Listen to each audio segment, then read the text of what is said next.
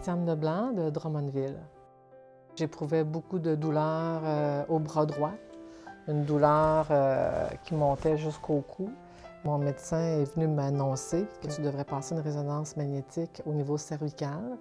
Je soupçonne que tu as quelque chose, soit à l'épaule ou au niveau cervical. Et lui, à la lecture de la résonance, il a vu que j'avais un kyste à la C5, C7 au niveau cervical. Et il a tout de suite vu qu'il y avait quelque chose qui n'allait pas. Et normalement, ce que j'ai su par la suite, c'est qu'un kyste est causé par une tumeur. Donc, il a décidé sur le champ, sur place, de faire une résonance magnétique aussi dorsale. Et c'est là qu'à la dorsale, il a vu que j'avais une tumeur à la dorsale numéro 5.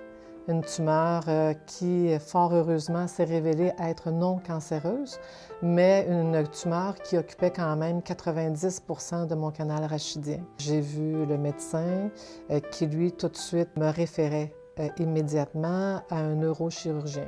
Et bien sûr, il m'a dit la même chose, que j'avais une tumeur, une importante tumeur dorsale et qu'il fallait absolument qu'il m'opère. Je lui ai dit, est-ce si important que ça se fasse aussi rapidement que cela?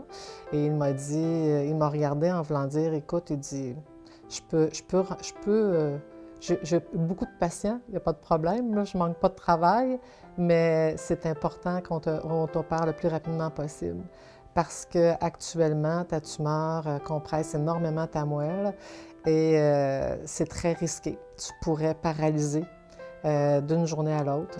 Alors, c'est ça. Alors, je suis rentrée en salle d'opération le 5 décembre au matin et j'en suis sortie sur l'heure du midi. Je suis rentrée à 8 heures le matin, puis j'ai été sur la table d'opération plusieurs heures. Pour moi, la grande nouvelle, c'est quand mon médecin est venu m'annoncer que ma tumeur était dure comme de la roche et qu'il l'avait tout enlevé. J'ai vu tout de suite dans ses yeux qu'il était très fier de lui, et avec raison. Je remercie sa vigilance. Il a été très vigilant. Il a été à l'écoute de mes douleurs puis de l'urgence de la situation.